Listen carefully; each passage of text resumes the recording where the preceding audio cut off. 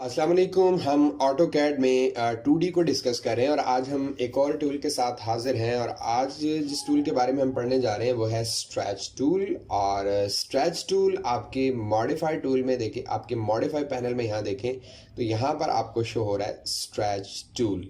सो stretch tool की shortcut की है STR, या फिर आप यहाँ मॉडिफाई के पैनल से जाके भी इसे यूज़ कर सकते हैं। स्ट्रेच टूल किसी भी ऑब्जेक्ट को आप खींचने के लिए राइट साइड या लेफ़्ट या टॉप या लेफ़्ट, जहाँ पर भी जिस भी डायरेक्शन में, या उसके साइज़ को कम करने के लिए या उसके साइज़ को बढ़ाने के लिए इस्तेमाल में लाया जाता है। सो प्रैक्टिकल करके देखते हैं। हमारे पास यहाँ पर एक रेक्टेंगल ऑलरेडी ड्रॉ है। अगर मैं इसकी डायमेंशंस देखूँ, मैं यहाँ टॉप पर जाऊँगा लीनियर में और क्लिक करने के बाद first point and second point, और यहाँ जैसे मैं क्लिक करके ड्रैग कर रहा हूँ तो देखें जो मैंने यूनिट सेट किए हैं उस हिसाब से इसने 50 mm का, ये जो टॉप की जो लाइन है या ये जो रेक्टेंगल है, इसकी विड्थ वो 50 mm है। सो मैं इसे बढ़ाना चाहता हूँ। 50 के बजाय मैं 75, 100, 150 जितनी भी करना चाहूँ तो मैं इसी रेक्टेंगल को स्ट्रेच करके कर सकता हूँ। सो उसके लिए आप अपने कीबोर्ड से प्रेस कर सकते हैं STR एंटर। और अगर आप शॉर्टकट की आपको याद नहीं रहेगी या ना रहे तो आप यहाँ से भी स्ट्रेच टूल का इस्तेमाल कर सकते हैं। इसका सिंबल आप यहाँ पर देख सकते हैं।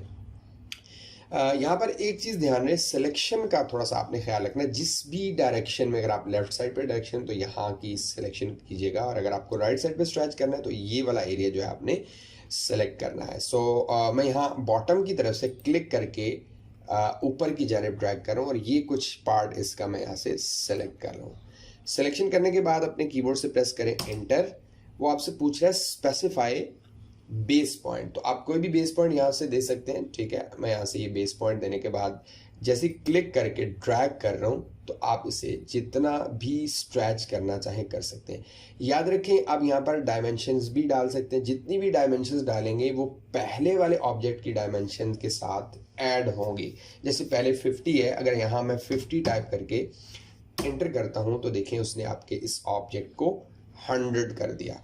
इसी तरह अगेन इस ऑब्जेक्ट को अगर रिपीट करूँ, क्लिक करके मैं यहाँ से ड्रैग करूँ और एक बार और अप्लाई करके देख लेते हैं। इंटर प्रेस करें। इंटर प्रेस करने के बाद आप कोई भी बेस पॉइंट दें, कॉर्नर का बेस पॉइंट दे सकते हैं। क्लिक करके जैसे ही आप ड्रैग कर रहे हैं देखें तो ये बिल्कुल इजीली ड्रैग हो रहा है। अगर आप विदाउट डायमेंशंस कहीं पर क्लिक करेंगे तो ये उतना ही स्ट्रेच कर देगा, लेकिन अगर आप यहाँ पर 25 mm इसे बढ़ाना चाहते हैं, स्ट्रेच करना चाहते हैं, तो आप 25 टाइप करने के बाद इंटर प्रेस करेंगे तो देखें 50 में इसने 25 को ऐड कर दिया है।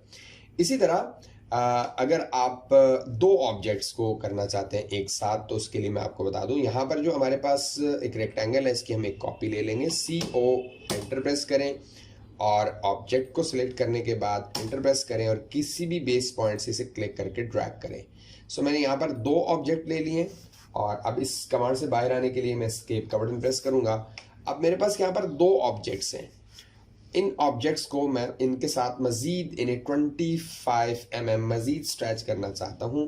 तो इसके लिए आप STR या फिर आप स्ट्रेच टूल को सिलेक्ट करें, एंटर करें। और याद रखें पूरे ऑब्जेक्ट सेलेक्ट नहीं करने, जिस भी डायरेक्शन में आप सेलेक्ट करना चाहें, जिस भी डायरेक्शन में आप स्ट्रेच करना चाहें वही सिर्फ सेलेक्ट करें वो एरिया। सेलेक्ट करने के बाद एंटर प्रेस करें और कोई भी बेस पॉइंट देने के बाद आप ड्रैग करेंगे। देखिए दोनों ऑब्जेक्ट आपके स्ट्रेच हो रहे हैं। मैं यहाँ पर 25 देने के बाद एंटर प्रेस करूँगा तो देखें अब 75 के साथ हमने 25 mm ऐड किए हैं तो हमारे पास ये 100 mm ये स्ट्रेच टोटल जो है वो हमारे पास ये रेक्टेंगल 100 mm का यहाँ पर शो हो चुका है। अगर आप कम करना चाहते हैं स्ट्रेच, अगर आप माइनस करना चाहते हैं, सब्ट्रैक्ट करना चाहते हैं, तो उसके लिए आप यही तरीका यूज़ कर सकते हैं, यही मेथड। आप जाएं स्ट्रेच टूल पर, वो एरिया जो एरिया आप कम करना चाहते हैं, स्ट्रेच को माइनस करना चाहते हैं, सब्ट्रैक्ट करना चाहते हैं, वो एरिया आप कर सकते हैं। सो बेस पॉइंट दे दें। बेस पॉइंट देने के बाद आप लेफ्ट साइड पर, सो लेफ्ट साइड पर ड्रैग करेंगे जितना भी आप करना चाहते हैं। लाइक 50 पर मैं अगेन क्लिक करके एंटर करता हूँ तो देखें इसने दोबारा आपके रेक्टेंगल्स को 50 पर इसने लेफ्ट साइड पर इसे स्ट्रेच कर दिया। तो जिस भी डायरेक्शन में स्ट्रेच करना चाहें